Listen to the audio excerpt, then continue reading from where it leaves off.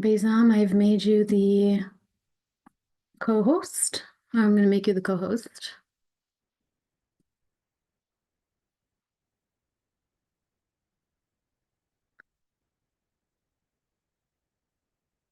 Okay.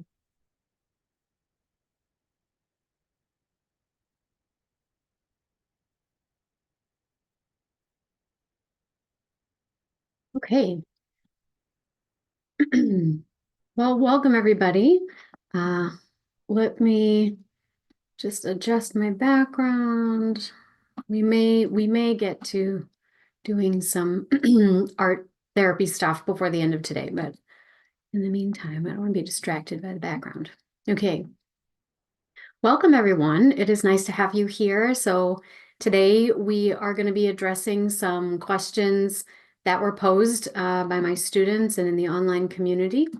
And for those of you that are new, we do this twice a month, and this is in service of my online students. Anyone that purchases any course with me gets lifetime access to submit their questions and participate in these live calls. So I invite you to, maybe if you didn't submit a call or a question this time, I invite you to submit a question next time, and we'll try to make sure that we get to it. For my students, the link to submit your questions is inside your student dashboard, and you'll be able to catch the replays in the module inside your student dashboard that says live event replays. Okay. Okay, so I have a lot of questions today. A few of the questions we're going to go over. How do I tell the avoidant that they are loved? How do I know the inner child is healing? My avoidant partner dumped me and ghosted me, and then when we exchanged our items, he acted like nothing happened. What gives? Why can't an avoidant partner say, I love you? My partner showed signs of interest, but then the closer we got, the more he backed off. What do I do now? Everything was going well, and then they asked for space. Did I do something wrong? Are they just pulling away? And then finally, how can I best emotionally deal with the feelings I have after a breakup? It feels like, how is it possible that he can move on in the way that he has? I feel like I was misguided in trusting him so much. So how do I approach my need to clarify what's going on despite no contact? Okay. So the last question, I am hoping that we'll have enough time to explore with an in-depth art therapy experiential to really kind of dive into this question, because I think it's a big one. And the others I'm going to try to answer as succinctly as possible. As I'm going, usually what I like to do is I like to create pauses, so moments of rest. And I invite you, as we're going along, just to type into the comments of the chat there your thoughts, feelings, reflections. If other questions are coming up for you, please feel free to put them there in the chat so that I can be sure to address some of those. And if you'd like to just type your name and where you're coming from in the chat anyhow, that just gives me a sense of who's here, and I know that you are here and I can acknowledge you. Okay. So the first question that we have today, how do I tell the avoidant that they are loved? Okay. So sometimes people ask me this question because they have a growing awareness that using language, emotional language, and sometimes even talking about the status of the relationship itself can be intimidating for someone that has avoidant attachment. So when we're telling an avoidant partner that they are loved, or we're trying to express our love to them, I think it's important to consider, how does an avoidant partner typically think about and experience love themselves? Because oftentimes it means feeling free to be themselves, right? Having a sense of choice and autonomy in the relationship, not feeling overly obligated, while at the same time experiencing some inspiration. They do like some emotional challenge, just enough to feel engaged and invited, but without a sense of being controlled or manipulated by that. So how can we communicate in such a way that we are imparting the love that we feel, right? Absent of things like control or manipulation, in a way that resonates with them. So you might just express appreciating them as they are, and that you value their freedom and their individuality, because that brings a sense of passion and enlivenment to the relationship. You might say that you enjoy your dynamic and you're inspired by their charisma and the way that they approach life, letting them know that they are valued for who they are without any pressure. So that might sound like, I feel free to be myself when I'm with you. There's something about us that just flows and we fit together without getting stuck in a groove. I don't feel obligated. I feel inspired, and that makes me want to be here even more. I think it's because I feel challenged in all the right ways, and I can be a better version of myself. It's almost like we're really strong on our own, but maybe even stronger together. So, in essence, I would avoid saying the words, I love you, because they are loaded for a lot of reasons. And you don't actually have to use those specific words to express the feeling, right? So just get creative with it and then let them be the first one to say those 3 words to you, right? It's okay. You can let them say it first because you've already said it in any other number of ways. Okay. So I hope that helps. Okay, we have Katan. Welcome, Katan. We have Laura. Welcome. We have Lynn. Nice to have you here. Thanks for joining me. Okay, we have another question. How do I know the inner child is healing? Okay, so this is a good one. So I would have you think about, well, maybe first we should start by defining the inner child. So basically, attachment theory is built on this idea that our close relationships construct a blueprint for how we give and receive love, right? And how we recognize it and identify it in our lives. Something in my eyeball. And so when we talk about this concept of the inner child, basically it's the idea that at some point along the way, as that blueprint was being constructed, there was a mismatch, right? Somehow your needs weren't met, or they were dismissed, or something happened where you got the message that some part of you was not acceptable. And if it wasn't suppressed, denied, or otherwise just brought out of sight, then you would lose access to love, right? You would lose access to approval. Your worth and value was called into question. So, and that's a survival threat when you're young, right? When you're a child. So we take whatever that was, whatever part of ourselves that was, and we put it into a shoebox and we kind of tuck it away in the garage of our unconscious mind and body. Okay. And over time, it starts to collect any other material that might emerge or evolve in your developmental trajectory that is equally deemed unacceptable. So over time, it's almost like that shoebox starts to create its own way of thinking about things, its own personality, its own way of responding to things, because it's collected all this psychic and emotional material. So in internal family systems theory, we talk about this as being parts, that we have different parts of ourselves. So the inner child is a part that typically holds the difficult material, shame, anxiety, right? Feelings of low self-worth, helplessness, a lack of agency, right? That kind of thing. Now, John Bradshaw was the first person to introduce the term, the wounded inner child. And then Richard Schwartz kind of built upon that. And he said, yeah, we have a wounded child. And we've also got these other parts that are satelliting around it that keep it in check in the same way that our parents kept us in check in our lives. So maybe there's an inner critic, right? There's an inner critic that tells the inner child, no, you shouldn't do that, because if you try and fail, it will prove that we're failures and nobody wants to deal with that. So don't try, procrastinate instead, right? Or never put yourself out there. We don't want to be exposed, right? So this would be a protective manager. But then we also have other parts, which Richard Schwartz calls firefighters. And these are parts that come out after the inner child broke free of the inner critic, broke free of that manager. And the big feeling comes up and we're flooded with that feeling. And so now the firefighter kind of swoops in a crisis situation, and they distance, douse, distract us from the intensity of that feeling. So this is when we might have like the addicted self, right? So there are addictions that we turn to kind of numb the feeling. There are thoughts, feelings, and behaviors that we adopt almost compulsively when we feel a big uncomfortable feeling in order to manage and escape it until we can push it back down again. It's not just things like addiction, though. It could also be things like workaholism, right?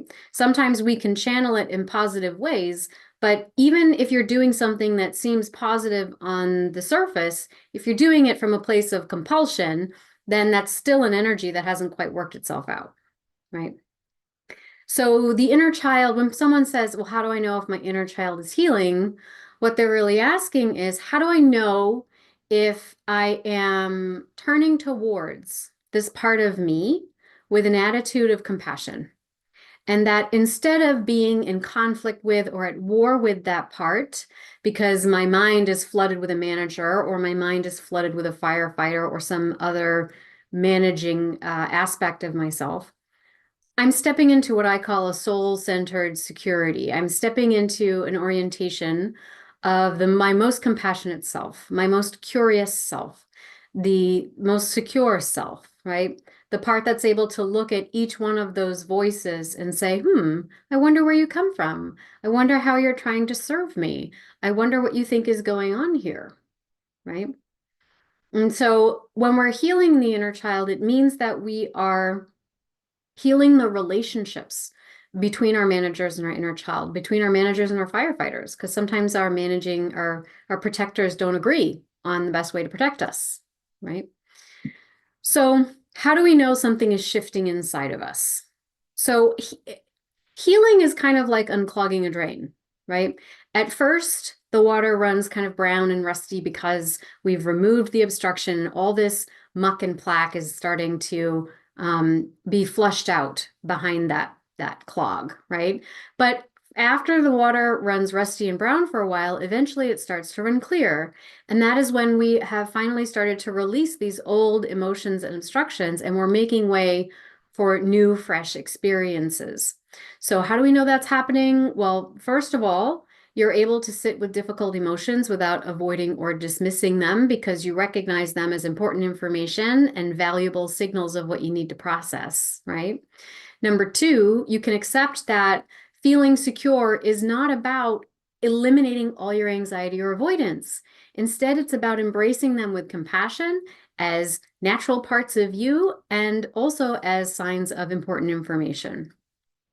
Number three, you approach your emotions with curiosity instead of judgment, right? You see them as messengers of what your underlying needs and boundaries might be. And then number four, there are deeper, oftentimes long repressed feelings that will start to surface, kind of like that rusty brown water, right? And it's important to realize that in this period of what might feel like destabilization, it's not a regression, it's not moving backward, right?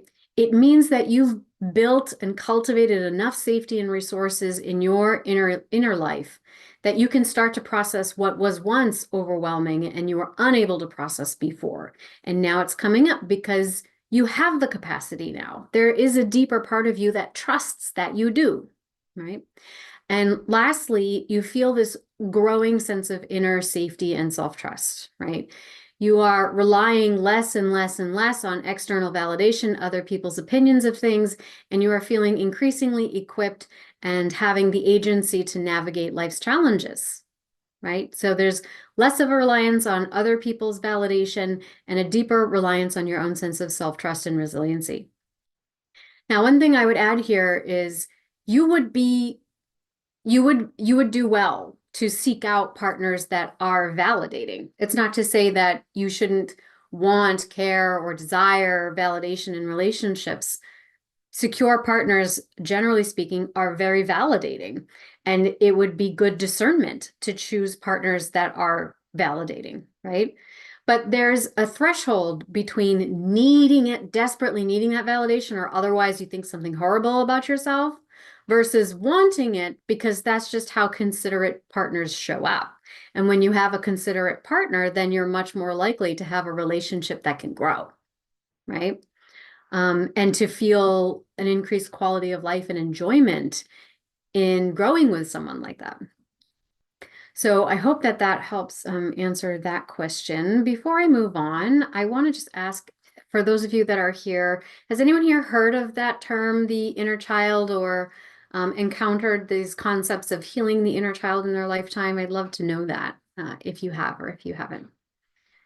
Bezam says yes. Thank you. Katan says yes. Lori says yes. Great. Lynn says yes. Thank you. I'm glad that's familiar. All right. We have another question here. Yes, working on healing, but slow going. Well, sometimes, we want to think about what do we mean by slow? So if you think it's slow going, then there's also usually a manager or some kind of critic in your head that says you should be somewhere else other than you are, right? And you're kind of comparing your trajectory to some perception of what you think other people's trajectory of healing would or should be. So maybe it's that you're going at exactly the right pace for you. And so all of the learning that you are acquiring at this pace is profoundly valuable information to source and to all that is.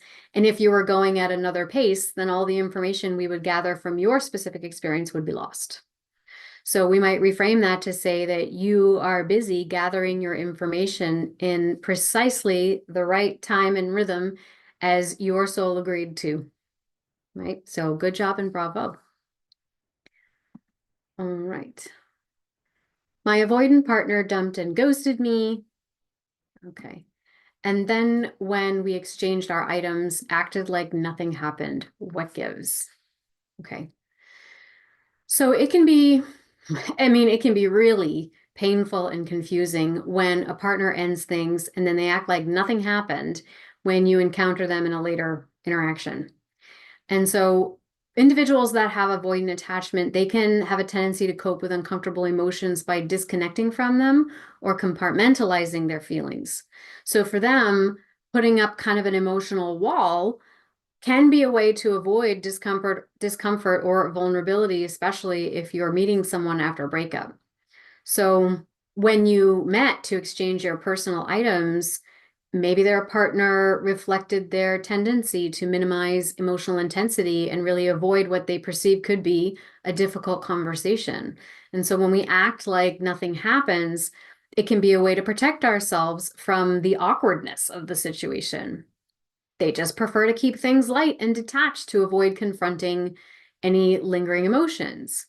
On the other hand, it could be that now that the breakup has happened, they feel a weight has been lifted. And so they do show up with a lighter type of energy that confuses you because while the weight has lifted for them, you feel like you're carrying it, right? And that can feel invalidating. So one thing I would offer is that it's most likely not about you or the relationship itself. It's really more about what they bring to the table and how they're handling that. And if closure is really important for you, you might try seeking that within yourself rather than trying to elicit that from them, because ultimately their behavior is still telling you something really important about how they manage emotions, generally speaking. And it's important to recognize that, is this a pattern that you want in your relationships moving forward, right? And if it isn't, and if their behavior is drastically unusual or confusing and it leaves you feeling like you're holding the bag, it may not have been the right one for you anyway, right? Good question. And it kind of goes along with the next one.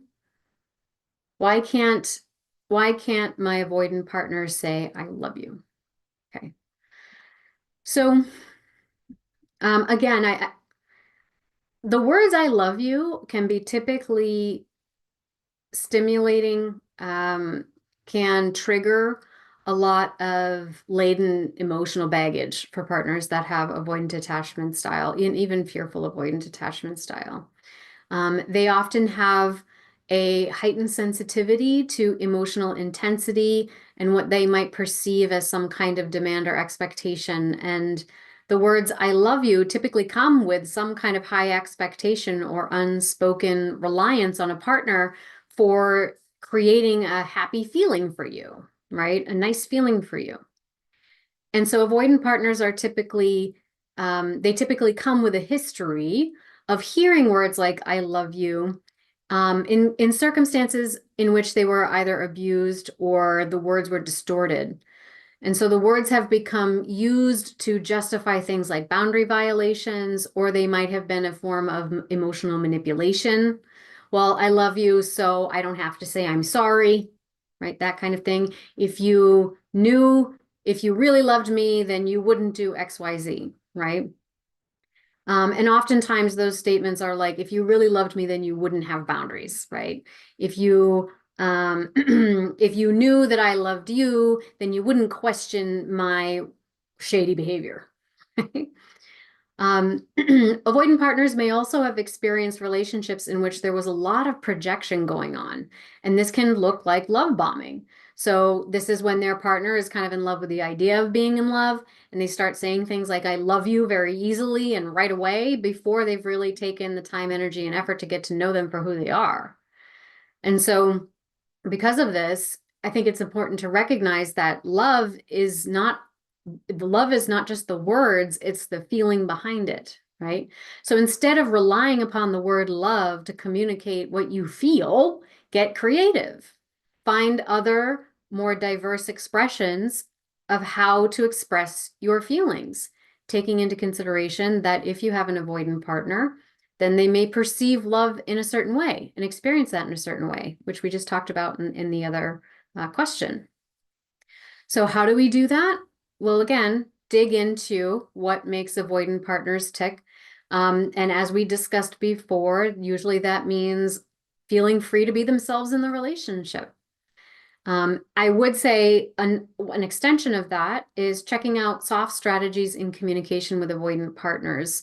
This is when you're able to communicate appreciation and autonomy, as well as extend an invitation for them to offer solutions. So expressing curiosity about their ideas, right? If you want some more assistance with that, my course, The Courageous Communicator, goes into that in great detail. If you're not in that course, we will leave a link to that in the caption of the replay when we post this. Okay. Any questions popping up as I'm going along here? I also just want to create some moments of rest, just in case there are. Okay. And my phone just dinged, so I'm going to make sure I turn that off. I know you say not to avoid avoidance, but I think it has really negatively affected my health to be with one. Okay, so when I say don't avoid avoidance, I'm going to encourage you not to think of that on a surface level, right? Because what happens is when we say, well, I'm avoiding avoidance, it means that you are putting the responsibility and you're putting the responsibility for your happiness out there. Well, the only way for me to be happy is not to date an avoidance. I'm going to avoid avoidance. And that means I got to avoid something out there. Right? And so that's always going to create a distance between you and you. That's always going to put your locus of control somewhere out there. The source of your happiness somewhere out there. And I got to find it. I got to find it. So now I got to look for this red flag, that red flag, this red flag. I got to assess them from head to toe. And so now we're off in anxious circles. I got to avoid this, got to blah, blah, blah, blah. And we become very critical. We become very critical. And there's a difference between being discerning and critical. Now, if instead of saying, I'm going to avoid avoidance, we say, I'm going to look at the pattern of relatedness that I have been following. Why have I been attracted to avoidance? When I'm with someone who is avoidant, what freedom does that afford me? What exposure can I avoid? Can I avoid, right? If I am spending a lot of time begging someone who doesn't look that closely to see me, what am I actually afraid of showing someone? What am I actually afraid of them ultimately looking at, finding, and discovering about me? So it's not about avoiding avoidance. It's about recognizing that when we have dated avoidance, they are mirroring back to us something we are avoiding within ourselves. And so if you try to avoid avoidance, then you're just going to keep reliving that pattern because you haven't acknowledged the avoidance within yourself. And the thing is that once you shift that paradigm and you shift the intention, well, once you say, well, instead of worrying about avoiding avoidance, I'm going to worry about digging into what am I avoiding by dating them? Well, let me shift that focus and look back inside. Oh, I have an idea that I have to work hard for relationships. I have an idea that I am not worthy of love unless I am proving myself in some way. I have an idea that I need to be needed in order to be in a safe and secure relationship. And all of those things suggest that you are only able to acquire love in certain conditional circumstances. Love is conditional. I got to find it. It's somewhere out there. I got to earn it because I'm not good enough as I am. So So I don't have to worry about that. I don't have to worry about avoiding avoidance because I am love and I take myself wherever I go. I don't have to find love. It's around me. It's ubiquitous. So when someone shows up and I notice a pattern of them feeling disconnected from themselves, I can say, I can look at them and I can observe them and I can understand their plight compassionately. And I can have really good boundaries and discernment around how much energy, effort, and emotional investment I will put into that. I don't have to worry about avoiding anything. Because once I'm aligned with myself and I understand that I am love and I take myself wherever I go and love is accessible to me at any and all times, I am not desperately searching for anything. And so all kinds of opportunities show up for me. So I'm not worried about avoiding anything. I'm just sifting and sorting through all the things that show up to discerningly choose what's for me. Now, we're not here to, and that's really important because people don't realize that when you start healing, this other question about healing the inner child, when you start healing, in other words, being more comfortably seated in the essence of who you are, more, I like to call it soul-centered and secure, but aligned to your spiritual self, the essence of your being, you're like a lighthouse in the storm. You're gonna light up and everything is going to be attracted to you. Everything. Opportunities are just going to pop up out of nowhere. And now the choice becomes, now usually the next thing that pops up is, oh my God, do I owe them something for loving me? Do I owe them something for seeing my value because I so desperately have wanted to be seen for so long and someone finally sees me, so what do I owe them for that? And this is when you got to realize I don't owe them anything because of course they see my value, because of course I'm valuable, because I am love and I shine brightly. And every moth, bug, like, every character is going to show up because I shine so brightly. And so my job is to be a curator of my experience, the people, places, and things in it. And to realize that I'm not here to be of service to everyone and everything. I'm not here to accept everyone and everything into my life. I'm not here to chase, I'm certainly not here to chase anything down unless I find enjoyment and pleasure in the chase, right? I'm here to sift and sort and to choose. So when I say the solution is not to avoid avoidance, what I mean is that's not where your focus should be. Shouldn't be focusing on avoiding anything, especially the law of attraction. The more focus you put on something, the more of it you're going to attract into your life. So if you're focusing, I'm going to avoid avoidance. Who are you avoiding? Avoidance. Why are you doing that? Well, I don't want it in my life. How badly do you not want it? Oh, I desperately don't want it in my life. Well, now you're going to attract a hell of a lot more of it, right? Because you've just turned up the volume on the topic of avoidance. Whether it's pushing or pulling against it, that intensity is going to grow. So I'm not worried about avoiding avoidance. I'm not worried about avoidance in general. In fact, Brianna, I'm going to take a break from your YouTube channel because I don't want to hear about avoidance anymore. I'm going to turn to some other channel, inspirational, where it talks about, spiritual enlightenment or whatever, what have you, whatever it might be, how to get in touch with my creativity, right? Well, you should stick around because I have a bunch of those videos too, right? So you just shift the narrative, right? You just get off the track. So I hope that helps. Yeah, I muted all the avoidant content for a while. Amen. I'd recommend it. I was super tolerant and understanding for 17 months, and I learned a lot from your content from him. But wow, so much turmoil as I look closer at this. Yes, I do think love has to be earned, and I need to win someone's affection. Yeah. And it's really hard to let go of the idea that that I have to win someone's affection and that love has to be earned, because if we accept the idea I don't have to win anything and I don't have to earn it, then what happens is there's a sense of helplessness. Well, then there must be no way I can control it. And the only reason why I think I have to control it is because we think we have to find it. And if I have no control over reaching out and grabbing for something, then how else is love going to find me? You're just going to shine brightly and you're going to let it come to you. That's the spiritual surrender that people talk about, the allowance that people talk about, right? It will come. It's trust. It will come. And also, there's of course, there's something we all really enjoy about setting a goal and moving towards it. And that's an energy that is valuable information and useful, obviously, especially in our workplace environments, in our careers. Earning something can feel good. Being rewarded for our efforts can feel good, and why not?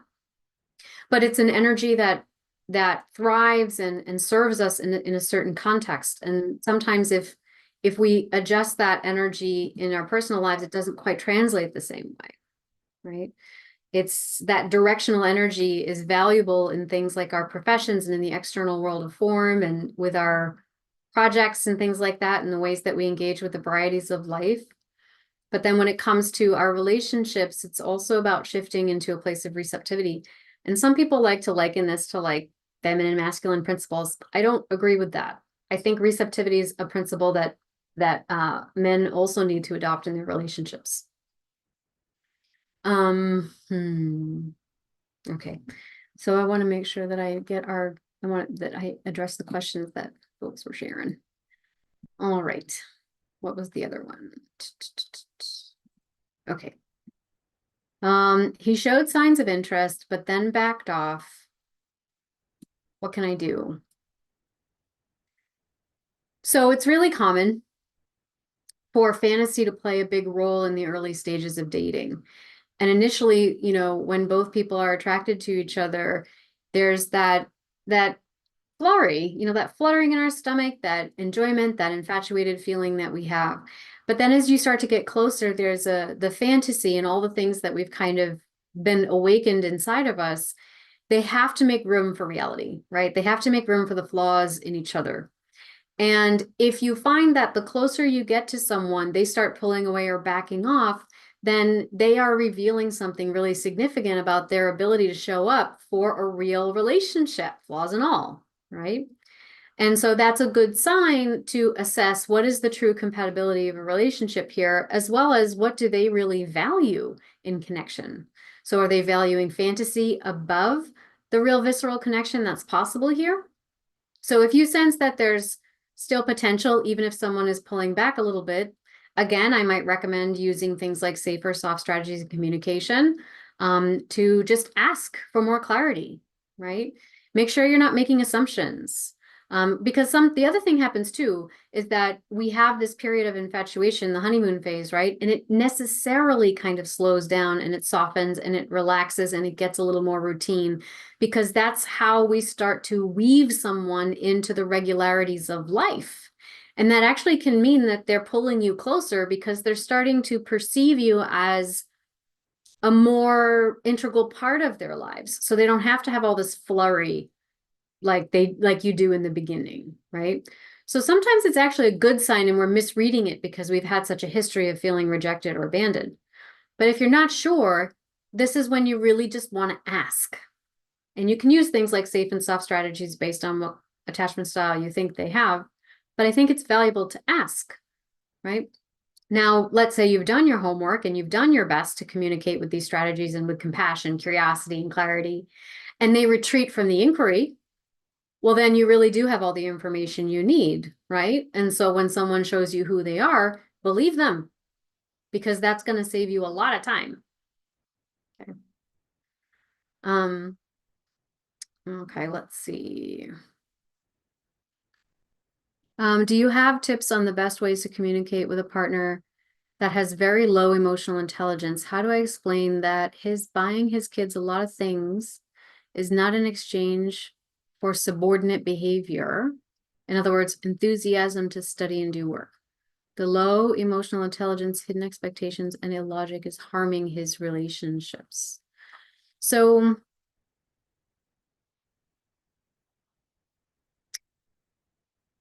I think, well, first you really have to consider your role here. Like, what's your role here? Um, I would say, and what's your relationship to this person, right? It can be difficult to get between a parent and their kids, and it may not be the role you want to assume. Um, but I would say that in these instances, I would probably offer information in a neutral fashion, not from a place of, I see you doing this, this, and this, and I think it's causing this bad negative outcome. And if you did this, it would be better, right? Nobody wants that. And they don't want it from their partner. So what I would recommend usually is you can ask leading questions. So if you're in shared spaces with the child and you notice that maybe the child is asking for something emotionally speaking from the parent, and then the parent responds by offering an object or a material response, you can slow down the conversation and just be like, wow, well, that's interesting. I'm wondering, what if we did this instead? Or would you really like it if blah, blah, blah? It seems like dad really wants to give you this thing, and that's super generous, but I'm wondering if it might be better if we did blah, blah, blah. What do you think, child? Right? So there's a way, and these are things that you're going to have to really capture in the moment, I think. You can talk about them. You can write a list and present them with a list. I don't know how well that's going to go over, but it's more like asking leading questions, allowing them to see what the response might be. The other thing is, you can also say, look, I thought about when so and so asked you for blah, blah, blah.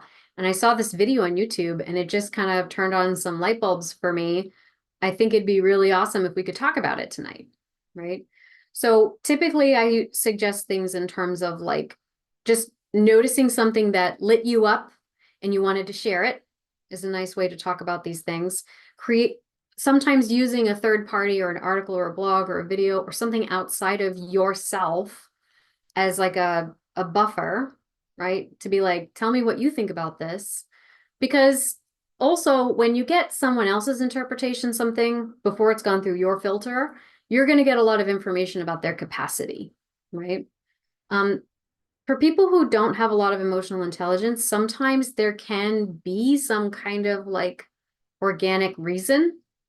And it's something that requires significant time, energy, effort, insight, and reinforcing behaviors to change. And so it's not something that happens overnight. Right?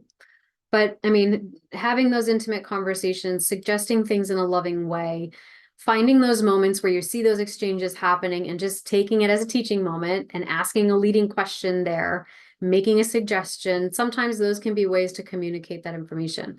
But again, think about your role, your relationship to this person, and what your role and what you want your role in relationship to be to that person. And if inserting yourself between them and if I don't know if your children or not, that's obviously a different story. If they're not your children, then I would say you want to rethink that. And then you can be helpful, you can be suggestive, you can point them to resources, you can ask leading questions in the moment, you can make suggestions in the moment, but I would avoid trying to come at them as if you are their therapist and give them a laundry list of things you think they should do differently. Right. So I hope that helps. Okay. Everything was going good and then they asked for space. Did I do something wrong or are they just pulling away? Okay. We have a theme going on with our questions today. So first, I would say it's important to notice that feeling the need to figure something out on your own by asking me or asking without asking them directly, instead asking me or some other person.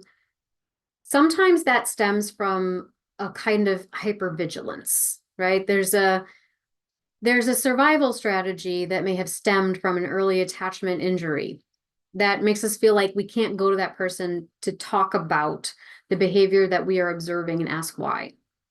So that hypervigilance, along with the habit of strategizing, usually means that we're already walking on eggshells, because we are conditioned to preemptively kind of protect ourselves from and anticipate somebody else's behavior and figure it out somehow, because we're protecting ourselves from rejection or disappointment or getting hurt in some way. So instead of that, I would recommend that you try asking them directly. So avoidant partners, as I said before, respond well, avoidant partners respond well to soft strategies, which means you express a question in such a way that you're appreciating their autonomy and you're also providing them with choices. So you might say something like, I had a wonderful weekend. When we did XYZ, I really felt close and connected to you, and that is something I really value in relationships. I will add here, we say something I value in relationships because it's letting them know it's something that you value in general, right? It's not a direct response to them. So that means you're expressing your autonomy in the moment while respecting their autonomy in the moment. And it's also kind of establishing a boundary, okay? A boundary and a priority for you.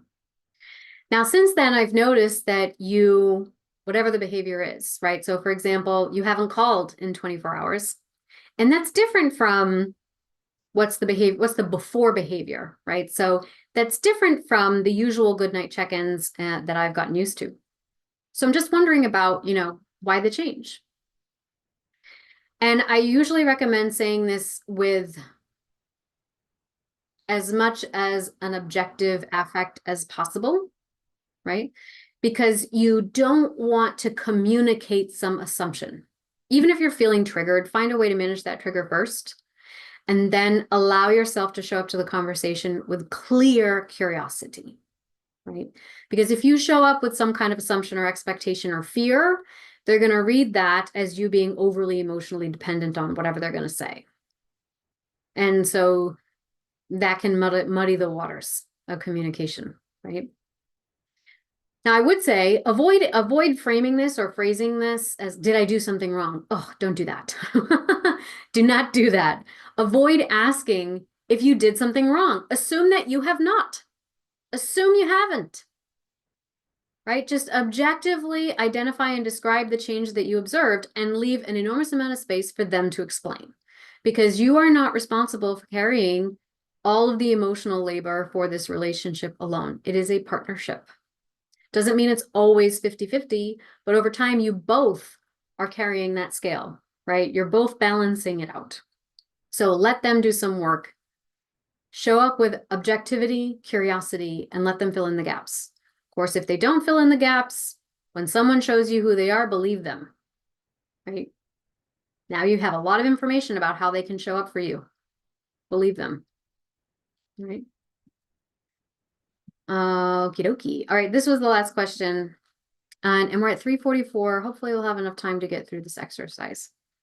So we have the question, how can I best emotionally deal with the feelings I have after a breakup? It feels like if he can move on like this, I must have been misguided in trusting him so much. How do I approach my need to clarify what's going on despite no contact? So going through a breakup can be tremendously painful. And we often receive advice, from people giving us all the common sense wisdom, like, try not to think about it. Throw yourself into your work. Well, the best way to get over someone is to get under somebody else, right? Focus on all the bad things about the relationship, but also just think happy thoughts. And then, go out and research every red flag under the sun so that you can avoid the avoidant and never have to feel this pain again. But the truth is that it's not the painful feelings that can be so painful or destructive, but it's usually our unwillingness to feel those feelings with intention, because that is what's going to allow them to move through you. So if we're struggling to let go of a lover and we want to stop repeating those patterns in subsequent relationships, in this segment, I want to talk about how we can start to reframe that kind of obsessive thinking by processing 4 healing emotions in order to let go. So the first emotion we're going to talk about connects you to your vitality. The second one connects you to your vulnerability. The third to your hope. And the fourth to your discernment, right, about what's possible. Now, sometimes people will hear me say something like this and they'll say, oh, well, I'm feeling a ton of painful emotions right now. The last thing that I need is to feel more emotion.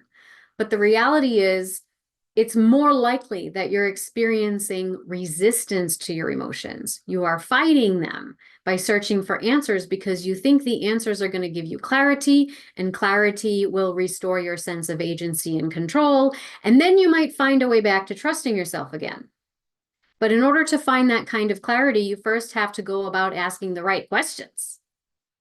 So the order of questions typically goes like this. Why would they do this?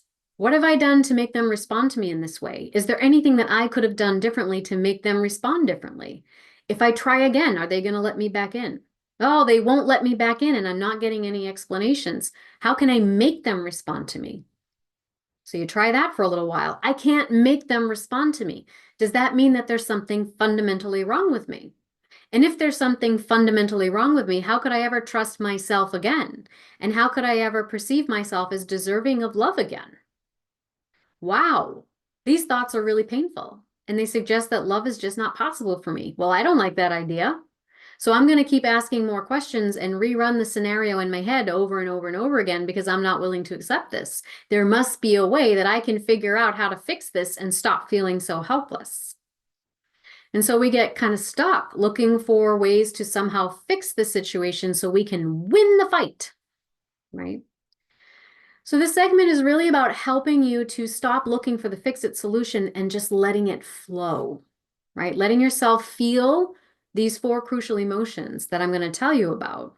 That is how you're going to be able to sift and sort through the emotions and it makes all the difference between hanging on to your failed expectations, longing for unmet needs, and entertaining fantasies about your control and unrealized potential, and instead reconnecting to your own vitality, getting in touch with your vulnerability, and opening up your heart with optimism and letting go of what it is that it does not serve you, as well as the stories that say that you were somehow at the center of that universe.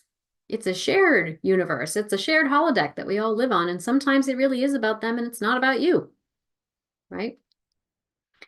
So as we get going through this process, I invite you to comment, there in the chat or in the comments does any of this sound familiar? Have you ever found yourself going down a rabbit hole like this?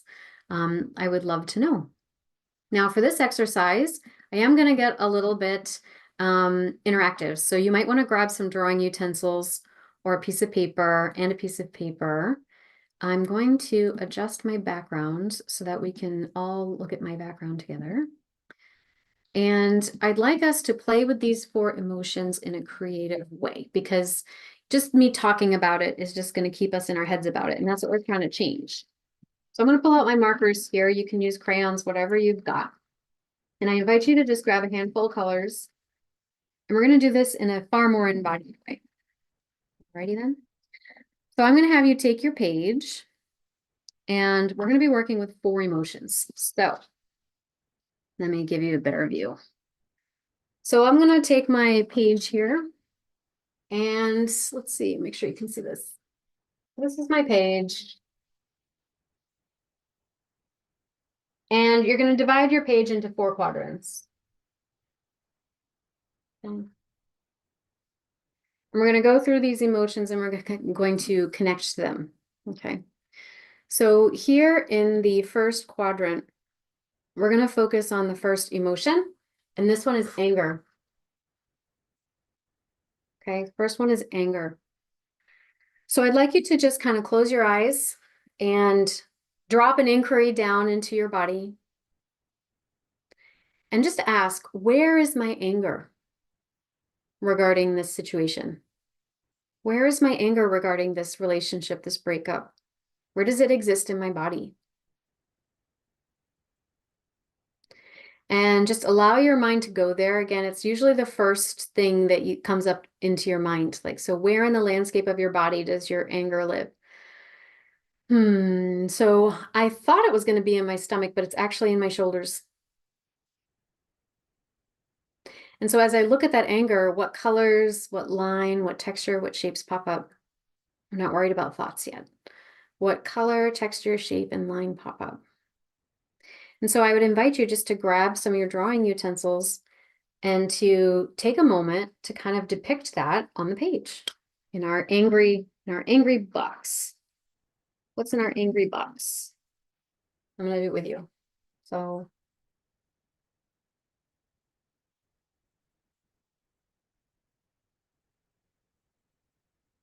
it's a little jagged, a little spiky and disorganized.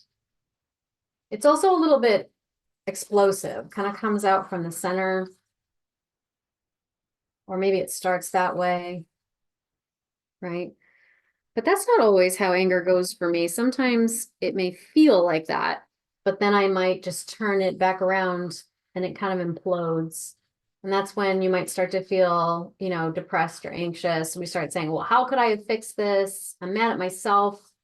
How could I have let myself date them for so long? How can I trust myself that I went through this? I shouldn't have had to go through this.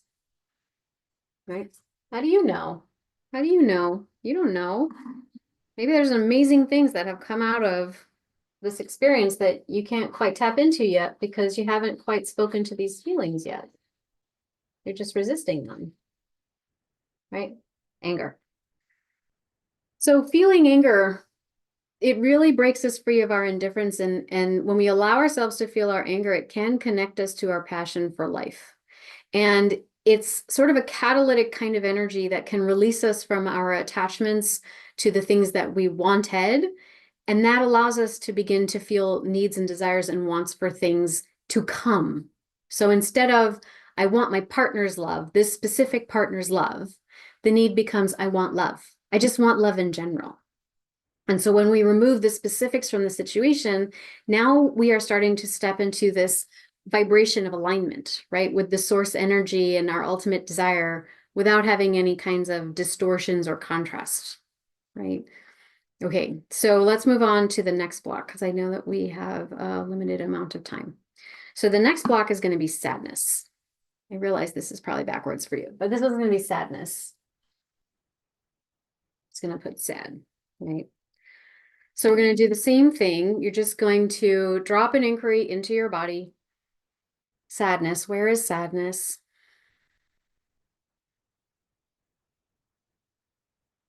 Oh, so again, first thing that pops into your mind or even to your imagination, it could be a feeling. You might actually feel it in your body. Well, I was surprised by mine. Mine is like, it's almost like, well, I guess it's not so unusual. It's almost like a basin, like this, it's in my sacral and root. So mine is sort of, I kind of want to draw a body. So mine's almost like I think of the sacral chakra like the sacred bowl. It's your pelvic region below the navel, between the hips. And the element of the sacral is water. And so when I thought of sadness, I thought of tears, and I thought about where I hold that emotion, and the sacral is actually associated with emotion, emotional flow. So my sadness is in my sacral. But again, you might think about like what colors, lines, shapes, and forms are going to inform the way you depict your sadness, right?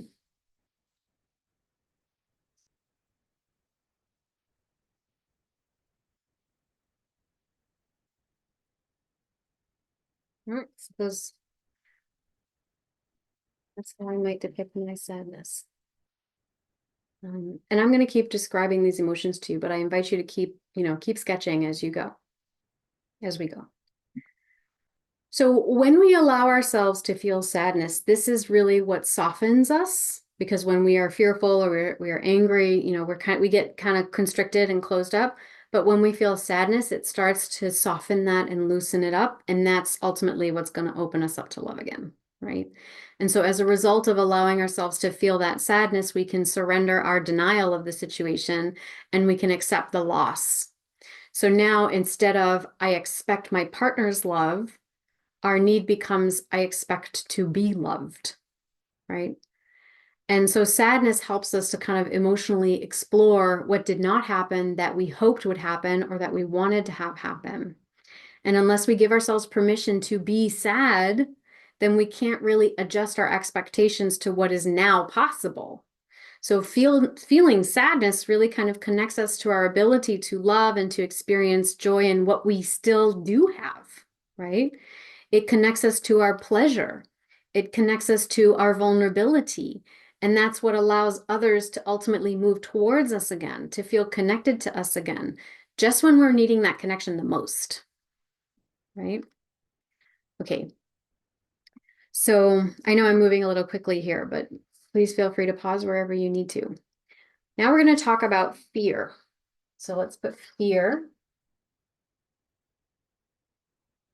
Fear. Okay. So again, let's drop an inquiry down into our bodies. Where's the fear? Where is the fear in the landscape of my body? And usually it's the first thing that comes into your awareness. Again, imagination helps you here. So if you're like, oh, am I imagining this? Excellent. That means that your imagination's on board. Okay. And it comes quickly. My fear is in my hands, knees, and feet, which makes sense. I guess I have a bolt, either a bolt or a fight response, right? And that's kind of how my fear expresses itself. So again, what are the colors? What's the line? What's the shape? What's the form of fear? Hmm.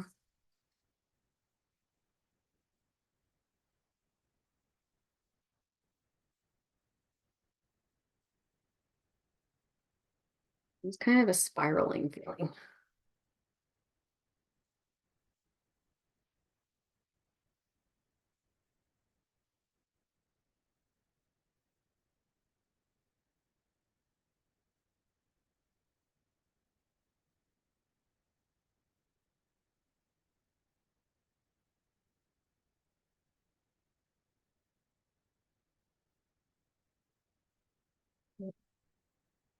So you can see, if you notice, you have some similar lines and shapes popping up in different areas. You can see where we have this relationship. There can be a relationship between different feelings, right? They can kind of blend and overlap.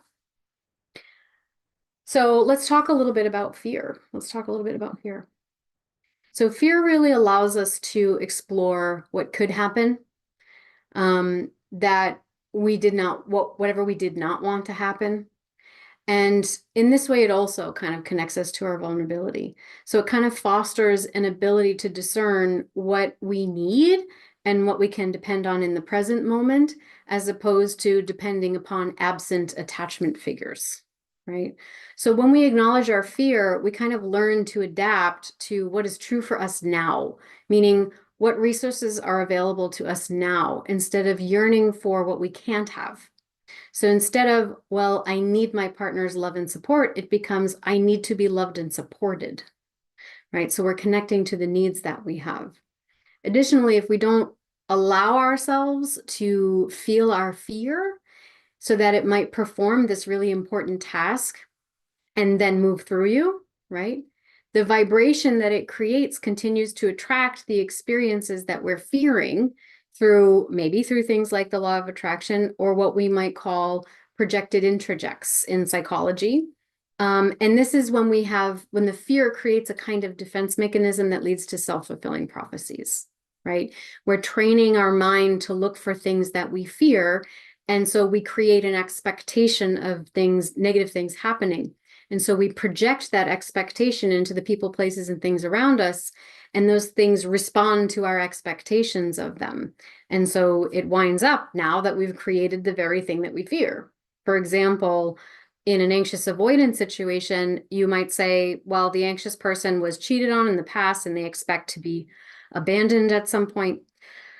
Excuse me. And so now they say, well, so now they're kind of pushy and they're a little invasive and they don't respect their partner's privacy. And so they kind of project into that person, well, if you're not willing to share your private things, then you're cheating on me. And so now you've projected into them a negative expectation.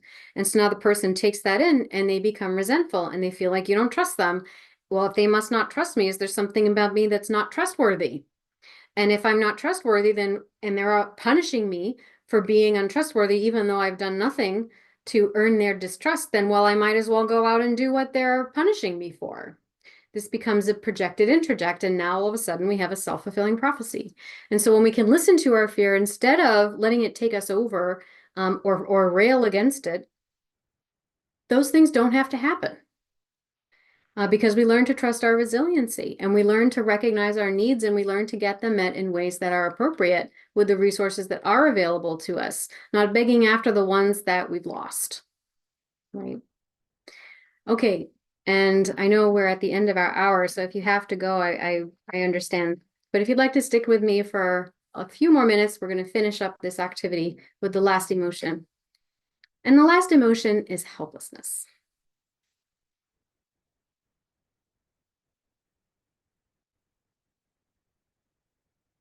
Okay, so the last emotion is helplessness, and we're just going to follow the same rhythm. You're going to take that word helplessness, we're going to drop it down into the body. So where is my helplessness? Yeah.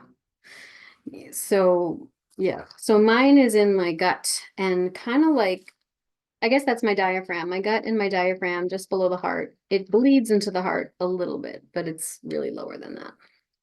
And that makes sense. It's the solar plexus area, which, in the tantric system of chakras connects to the solar plexus chakra. And that's all about agency, identity, capacity for control, ego, right? Your will, how you put yourself out into the world. And so helplessness would definitely circulate around those themes. Well, for me, this is more of like a melty feeling. Just feels like things dripping sort of uncontrollably.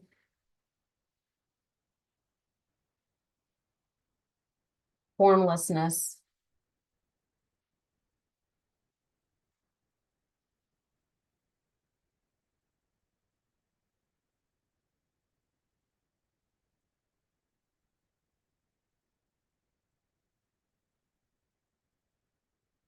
I would say that's my helplessness.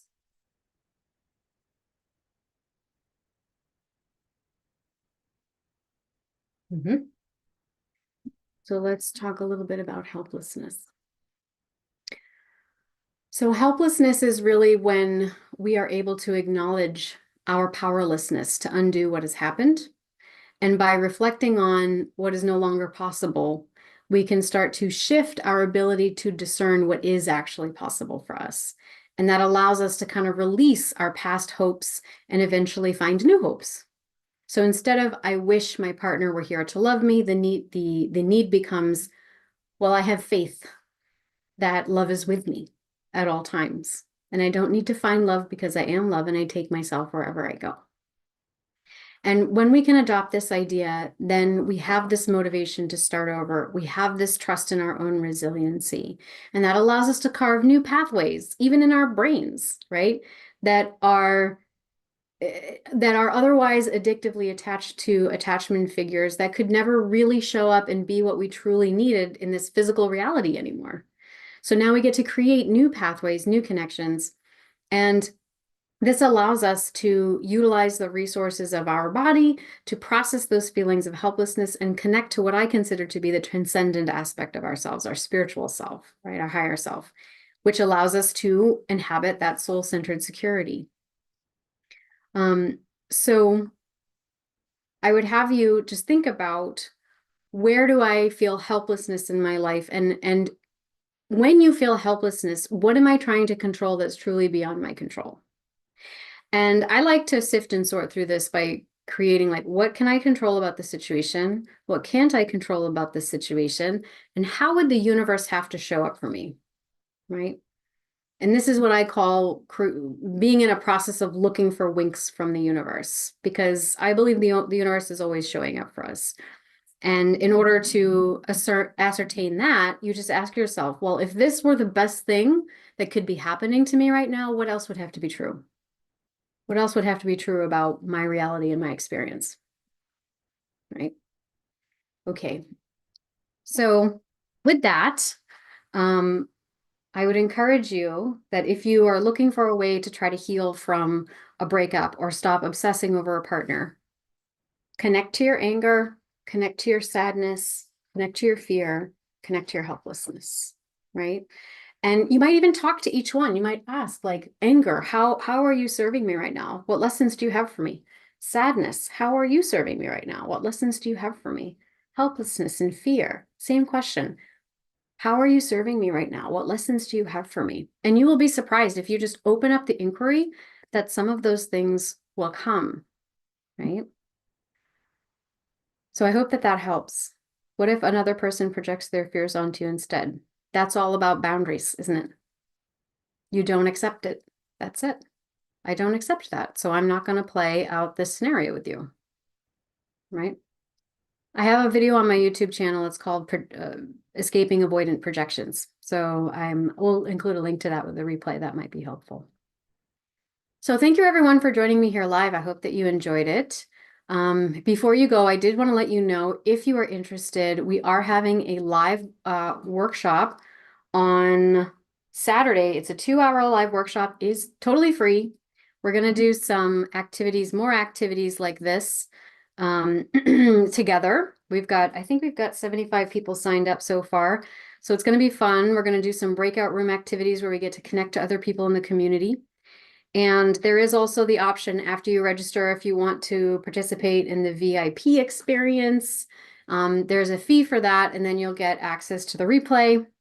And also I'll be staying online for another hour to answer questions in a smaller space so people can hop on screen, ask me questions, and it will be a more in-depth discussion. So, and then also if you do the VIP pass, you also get free enrollment in my course, Personal Boundaries in Love, right? So if you're interested, I will also attach the link to registration link to this replay. And thank you. I hope to see you on Saturday, and thank you for joining me here. I hope that you enjoy the rest of your week. Thank you, everyone. Bye.